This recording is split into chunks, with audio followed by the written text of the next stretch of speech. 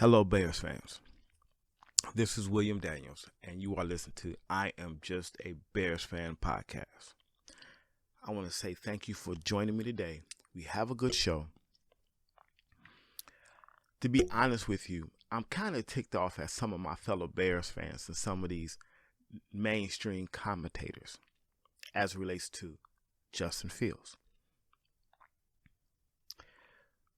I have seen mainstream media in multiple podcast platforms dog Justin Fields and try to frame him as a bust.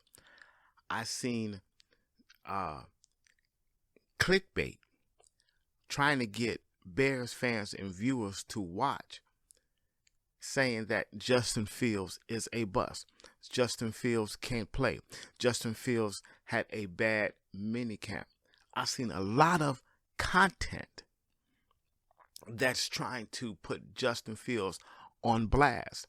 I'm here really to talk to us Bears fans so we can rope that back in, so we can calm down a little bit. First and foremost, Justin Fields is the best quarterback that we had. You can go back to Sig Luckman, to Jim McMahon, to Russ Grossman, Brian Griese, Jay Cutler. But yet we find ourselves wanting to put Justin under a microscope. We want to analyze and dissect everything he does. Every mistake that he makes, every misthrow, every interception, and the season hasn't even started.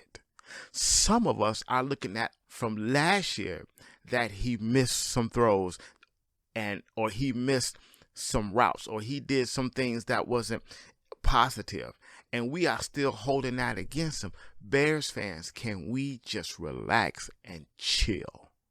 Can we do that? In another podcast, I said us Bear fans need to thank Matt Nagy and Ryan Pace for drafting Justin Fields, because this is the most exciting quarterback in Bears history. Yes, we have him.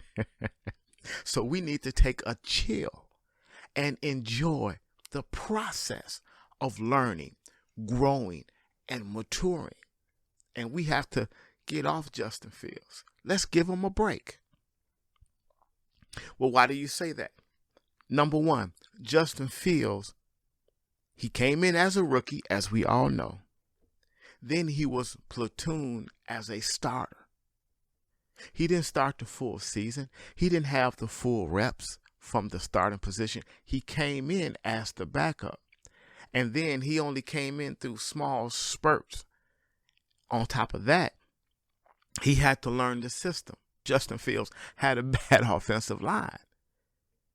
But yet, we are still analyzing his play, trying to find little things that are wrong with him.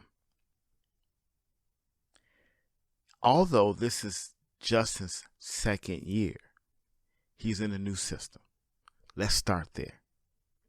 It'd have been different if Justin was coming to the old system where he can polish up the routes, where the receivers and the quarterbacks and the tight ends was all on the same page, and they are just rerunning some plays and sharpening up and cleaning up some things that they did last year. Now Justin had a full preseason.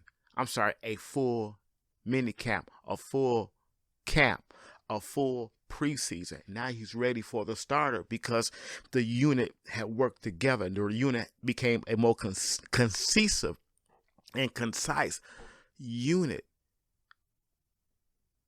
But that didn't happen.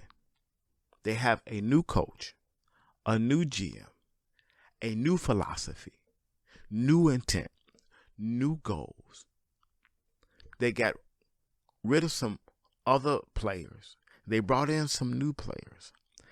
So not only do you have a whole new system to learn, you have a patchwork offensive line that has to learn, grow, and they have to be able to flow as one unit. But yet, mainstream sports media and some of the podcasts on Facebook and YouTube, they're overanalyzing Justin Fields just because he made some bad throws and made some miscues in minicamp. My God, it's minicamp, y'all. Why are you overanalyzing Justin Fields? I have that answer, but we're going to get to that in a minute. So why are you overanalyzing? Bears fans, please do not get caught up in every piece of content that is trying to overanalyze Justin Fields' play. Now, because Justin mentioned adjusting his footwork, now everybody's making podcasts about he's changing his footwork. Y'all, come on. Really? Can we give Justin Fields some time to develop? Can we give the coaching staff some time to see what he's doing well and not so well and make adjustments without making a podcast on every little adjustment Justin Fields made? I know why. I'm going to answer that because I know why we do that.